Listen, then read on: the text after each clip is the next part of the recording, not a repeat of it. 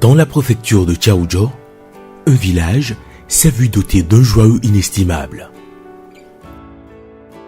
Abachang, village situé dans le canton de Lamatessi, abrite désormais la FAMUTA, ferme agricole moderne égypto-togolaise d'Abachang, fruit de la coopération Sud-Sud pour le développement de l'agriculture au Togo. Financée à hauteur de 1 milliard de francs CFA par la République égyptienne et le gouvernement togolais, cette ferme, dont le lancement des travaux a été personnellement présidé par le chef de l'État en présence de l'ambassadeur de l'Égypte au Togo, va s'étendre sur une superficie de 150 hectares. La ferme agricole moderne égypto-togolaise est la manifestation d'une volonté commune des chefs d'État de la République sœur d'Égypte, son Excellence M. Al-Sisi, et du Togo, son Excellence M. Faure Eswazina Gnassingbé, de faire de la coopération sud-sud un véritable outil d'intégration et de développement de nos États. C'est dans cet esprit et à la suite des visites d'amitié que le chef de l'État du Togo a rendu à son frère et ami d'Égypte que se sont construites de véritables relations de coopération pour le développement des deux États basées sur un partenariat des institutions et structures pour porter un certain nombre de projets multisectoriels dont l'objectif vise à améliorer le niveau de vie des populations, à réduire la pauvreté, à créer suffisamment d'emplois et de richesses et à soutenir les échanges commerciaux entre l'Égypte et le Togo. Un partage de vision, de mission pour l'Afrique et pour la coopération sud-sud, une coopération gagnant-gagnant, égal-égal. Et je peux dire que la grande manifestation, c'est cette ferme agricole égypto-togolaise. Le partage de l'expérience, le partage des financements, le partage de production, formation, avec tous les moyens possibles pour avoir un exemple de coopération entre les pays africains. Elle vise le renforcement du dispositif de recherche du secteur agricole, l'amélioration de la productivité et de la production des filières végétales, animales et halieutiques, ainsi que la formation des producteurs et des agents de vulgarisation. La ferme est gérée par une équipe composée d'un Égyptien, Dr Mourad Abel Mohamed, directeur de la ferme, spécialisé en production végétale, et de Togolais, M. Tagbacha, directeur adjoint. Ils sont aidés dans leurs tâches par le spécialiste de la mécanisation agricole, le Dr Mouhid. Avec le Dr Mourad, le spécialiste en production végétale, nous travaillons ensemble, nous faisons la planification ensemble, on organise le travail qui sera exécuté et on le développe, on l'implémente sur le terrain. Donc il nous transfère les connaissances, l'organisation de la ferme, qu'est-ce qu'il faut faire d'abord, comment il faut prendre les mesures avant de commencer. La FAMUTA est organisée et divisée en deux parties.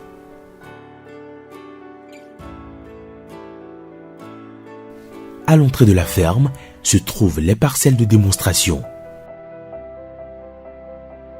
Ici, les variétés sont mises en place. Pour ce début de campagne, essentiellement les céréales notamment, le blé, le maïs, le riz, le sorgho, le soja, l'arachide et le niébé sont mises en avant. Ces variétés subissent une étude approfondie par rapport à leur adaptabilité et à leur productivité. Suite à cette étude, les meilleurs seront retenus en vue de leur vulgarisation. On commence cette année pour tester les variétés parce que maintenant on met beaucoup de variétés, moins de 15 variétés maïs égyptien. C'est 8 variétés maïs blanche et 7 maïs jaune. À côté, on met aussi, il y a aussi en togolaise 4 variétés blanches, 4 variétés maïs blanches et 2 variétés maïs jaunes. Aussi, il y a aussi les rachides. Il y a une variété égyptienne rachide, 2 variétés togolaises. Il y a 3 variétés égyptiennes soja. Et on se met aussi les riz. Il y a 4 variétés égyptiennes. Il y a aussi le sorgho, 4 variétés égyptiennes. Après, comme ça, on fait choisir quelle variété est bonne pour faire l'année prochaine toutes les riz ici pour les bonnes variétés. La deuxième partie de la ferme est dédiée à la production grandeur nature. Ici, les productions faites sur les parcelles de démonstration sont testées dans les conditions et caractéristiques normales de parcelles paysannes. Chaque variété est produite sur une surface d'un demi-hectare selon les normes bien définies. Les variétés égyptiennes présentent de meilleurs potentiels, ce qui amène les experts à faire des prévisions satisfaisantes à la récolte. C'est un projet qui va couvrir 150 hectares et qui va comporter un certain nombre de composantes. La toute première, c'est la promotion de la recherche-développement. Ensuite, il y a la formation et le transfert de compétences ou de technologies. Et ensuite, la promotion de la production et la promotion de la transformation des produits et qui vont sortir des zones de production agricole. Après un an, nous pouvons dire que nous avons réalisé des résultats performants en termes d'adaptabilité des semences, qu'elles soient togolaises ou égyptiennes. En termes de rendement à l'hectare, les experts pourront vous situer. Si je prends le cas du maïs, le maïs venu d'Égypte est un maïs, ce sont des variétés hybrides qui ont un grand potentiel et nous l'avons déjà observé sur les parcelles. Et il y a de fortes chances que nous puissions partir des 3 tonnes et demi des composites que le Togo a vers les 8 tonnes, voire au-delà de 8 tonnes. Au niveau du soja, si je prends les 3 variétés égyptiennes introduites, elles sont beaucoup plus précoces que les nôtres. Nous avons mis les choses en place à partir du 15 mai. Aujourd'hui, 90 jours, jour pour jour, c'est déjà sec. Les graines sont déjà dures, on peut les utiliser immédiatement. En plus, le soja égyptien a des graines beaucoup plus grosses que les variétés togolaises. Au niveau du riz, ils ont introduit plusieurs variétés, 3 variétés principalement, dont une qui est parfumée. C'est vrai que les Togolais aiment beaucoup le riz parfumé. Peut-être que d'ici peu, les Ésopes vont plus utiliser le riz jasmine, la variété Yasmine que la variété IR 841.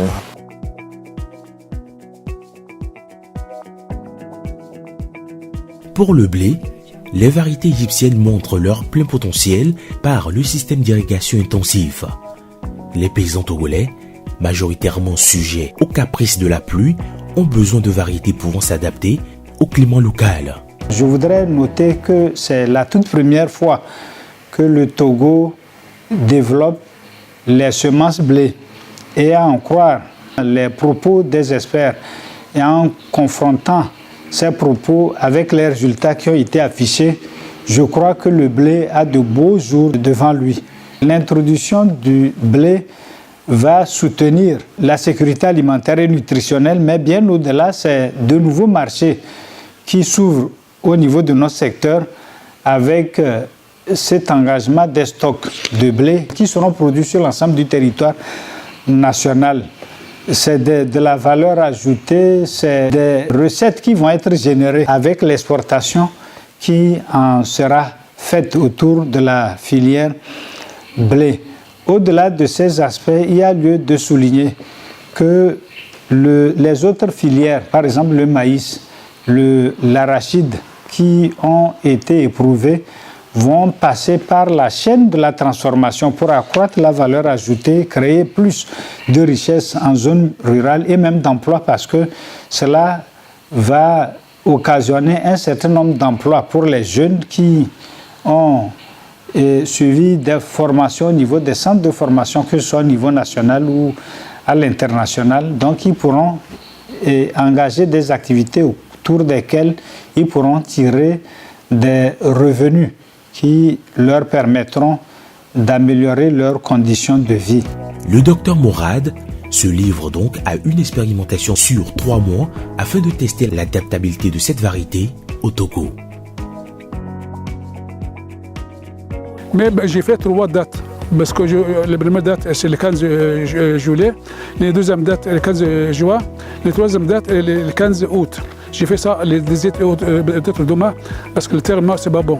Après, comme ça, on fait choisir quelle variété est bon pour faire l'année prochaine toutes les ici pour les bonnes variétés.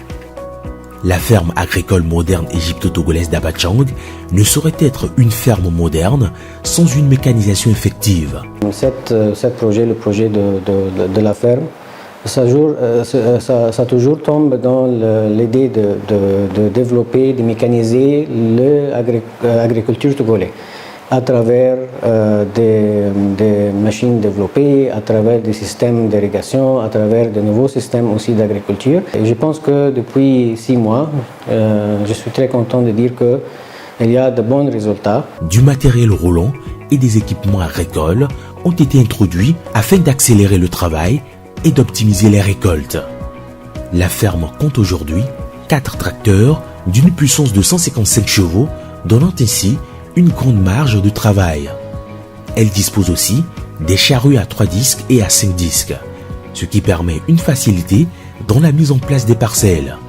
Une déchaumeuse à 28 disques qui permet d'incorporer immédiatement ici les résidus de culture au sol. Une batteuse vanneuse multifonctionnelle est aussi disponible, ce qui permet d'accélérer les travaux dès la récolte. Un pulvérisateur doté d'une rampe de 16 mètres pour les produits chimiques, notamment les insecticides et les herbicides.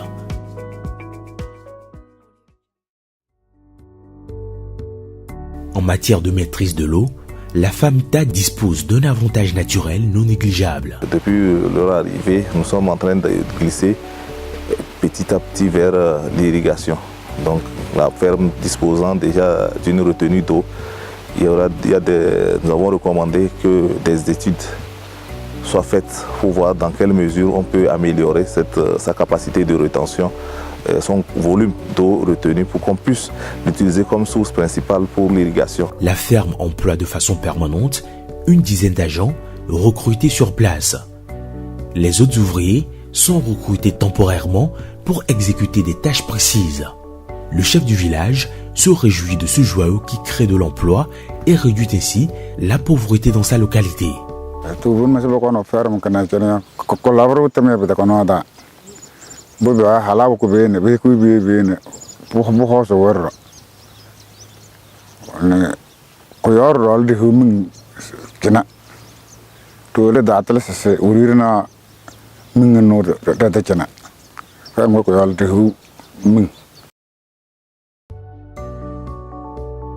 Les moyens techniques, le transfert de compétences et de technologies dont dispose la FAMTA lui permettent déjà de pouvoir atteindre ses objectifs en matière de recherche, de formation, de production ainsi que de la création des opportunités d'emploi et de travail.